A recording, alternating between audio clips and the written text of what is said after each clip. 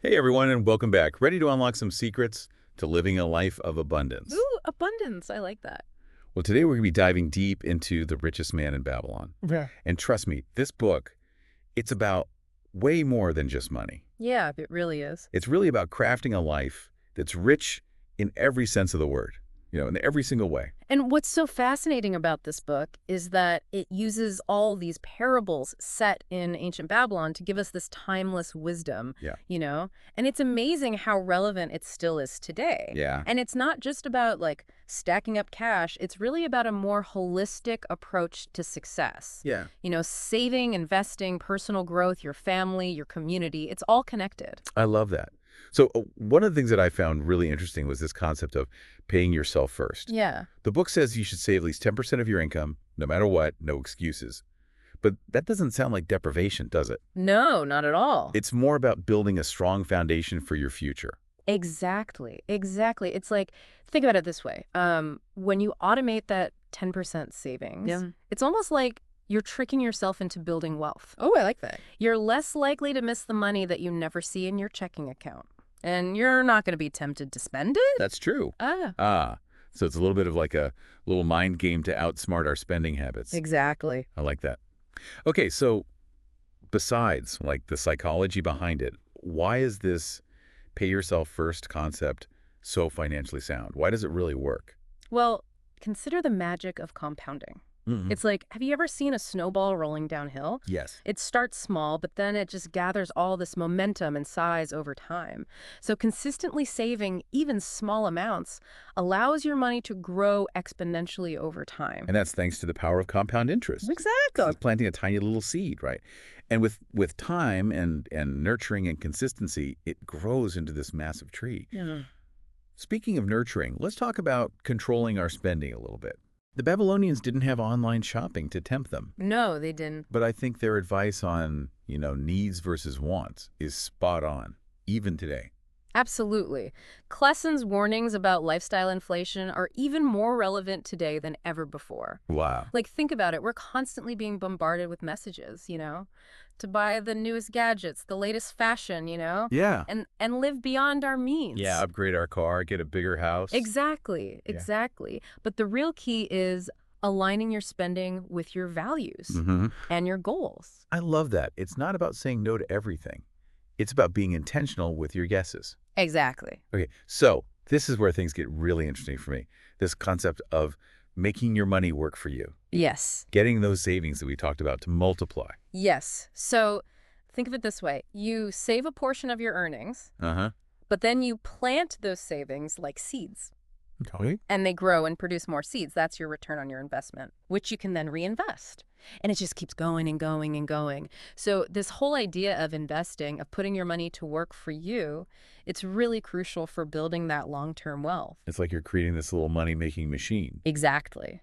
Now, the book also stresses seeking wise counsel, Yeah. like getting advice. I remember Yeah. there was a story in there about someone who lost all of their money because they trusted the wrong person. Yeah, absolutely. Mentorship is so valuable. Having someone who's been there and done that can really help you avoid making costly mistakes. Yeah. It can help you accelerate your journey to success. It's kind of like having a seasoned guide when you're, traveling through a jungle. Oh, I like that. They've already been there. They know the dangers. They know the best path to take. So having that Babylonian advisor in your corner is really key. But even with wise counsel, sometimes we fall for those get-rich-quick schemes. Yeah. The ones that are always lurking around. Yes. Why are we so drawn to those? Well, it's that allure of instant gratification. Hmm. Our brains are wired to seek those easy solutions and immediate rewards. Yeah. But building wealth takes time, discipline, and a willingness to delay gratification. Right. The Richest Man in Babylon really emphasizes that. Right. Due diligence, careful research, and avoiding those risky ventures that promise unrealistic returns. So basically, slow and steady wins the race. Exactly. It's like building a house, right? Yeah. Brick by brick. Brick by brick. You wouldn't try to build a skyscraper overnight. No. You'd start with a really strong foundation. Exactly. Rushing the process often leads to instability and collapse. And the same goes for building wealth. It's about creating a solid foundation for that lasting prosperity. Okay, now this is where The Richest Man in Babylon takes a turn that I find really inspiring. Okay. Because it's not just about money. Right. It's also about self-improvement. Absolutely. And there's this one parable about a humble scribe who rises to wealth and prominence Oh, yeah. through learning and self-development. And the message is clear. Investing in yourself, your skills, your knowledge, your abilities, it's the most valuable investment that you can make. It really is. And it pays the biggest dividends. Yeah, it does. So it's like that scribe was building his own personal fortune through education and hard work. And wow, what a message. You know, something else that struck me about this book was that it's not just about personal gain. Yeah. It's about using your wealth to make a positive impact. Absolutely. It emphasizes that true wealth goes way beyond just material possessions. Right. You know, it's about using what you have to benefit others, making a difference in your community. It's like creating this ripple effect. Exactly. So how do we apply these Babylonian principles, like practically in our modern lives? Right. I mean, we talked about the mindset shifts. Yeah.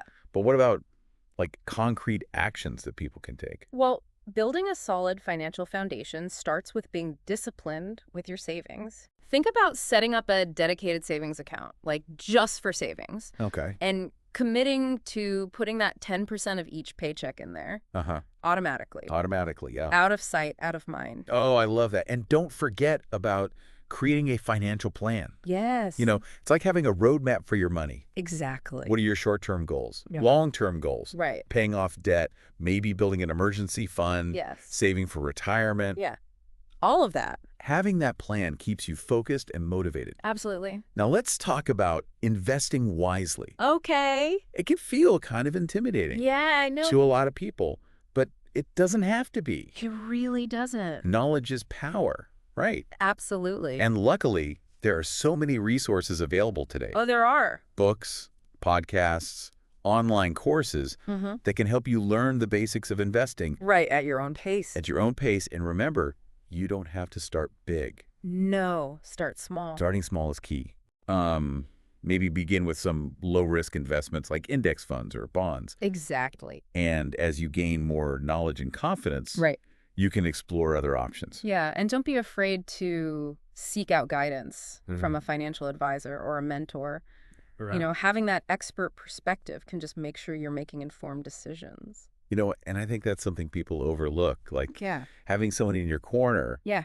that's been there and done that. Yeah, absolutely. You know, now remember that continuous self-improvement we were talking about earlier. Yes. That's another area where these Babylonian principles come into play. Yes. It's all about lifelong learning, you know? Embrace every opportunity that you can to expand your skills, expand your knowledge, Right. take some courses, go to workshops, read books Uh-huh. related to your field. Even if it's just 30 minutes a day, Yeah. it can make such a difference. And the power of networking, too. Oh, yeah. You know, surrounding yourself with those people who inspire you, challenge you, and help you grow. And don't shy away from challenges. No. You know, each obstacle that you overcome makes you stronger Absolutely. and more resilient. Now, I'm curious, Okay. how do these principles apply to family life? Oh, well, it starts with teaching our kids financial literacy. I mean, that's a gift that's going to keep on giving. Wow. Yeah. You know, sharing these principles of saving, budgeting, investing Yeah. early on can really set them up for success later in life. So sure. And involving the whole family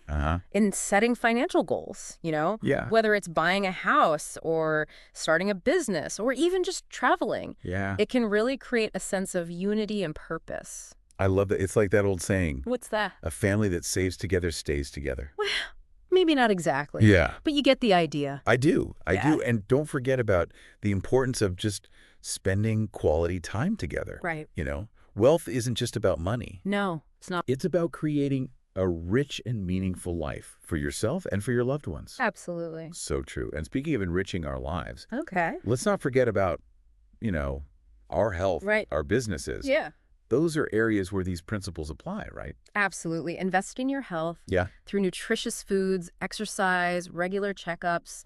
It's one of the best investments you can make. It really is. And if you have a business, Yeah. applying those same principles of saving, investing, and seeking wise counsel Right. can help you grow your venture, focus on providing value to your customers, Yeah. and building those long-term relationships. I like that you emphasized long-term, Uh-huh. you know? Yeah. It seems like the lessons from Babylon are timeless They are. because they focus on these enduring principles, Yeah. on building Yeah. a really strong foundation for the future. Exactly. The Richest Man in Babylon really does offer a blueprint for creating a life of abundance, and not just financially, but in all aspects of life. It reminds us that true wealth is about more than just what you have in your bank account. Right. It's about living a life that's filled with purpose, meaning, and contribution. So let's recap those core principles. Okay. We've got saving diligently, Yeah. controlling spending, investing wisely, seeking guidance from mentors, committing to continuous learning, Yes. and giving back to our community. And remember, these aren't just financial strategies. Right. They're principles for living a rich and meaningful life, a Yeah. life where we really thrive in all aspects. Yeah, it's like we're building our own personal Babylon, brick by brick, using these principles as our guide. Yeah. And just like the walls of Babylon protected its citizens, Right. these principles can protect us, from financial turmoil Absolutely. and uncertainty in the world. It's about taking control of our financial destiny, Yes. creating a future where we feel secure and empowered. But remember, it's not just about the destination. It's about enjoying the journey as you go.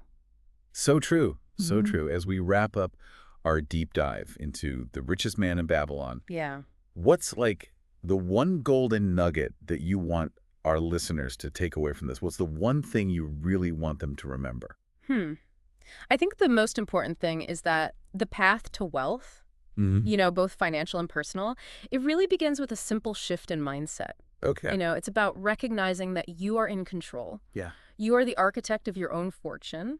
I love that. You have the power to make choices that align with your goals, your values, choices that are going to lead you to a life of prosperity and fulfillment. Beautifully put. Yeah. It's not about waiting for opportunities to come to us. Right. It's about creating those opportunities through consistent effort, wise decision, Absolutely. a commitment to continuous growth. Embrace the wisdom of the ancients. Yes. Apply these principles to your modern life and just watch as your Babylonian dreams become a reality. Yeah. So there you have it.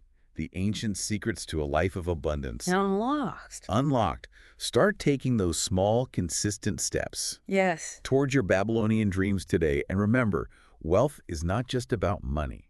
No, it's not. It's about living a rich and fulfilling life. Until next time, keep seeking wisdom, keep investing in yourself, Yeah. and keep building your own personal Babylon. And remember, the journey to a life of abundance starts now.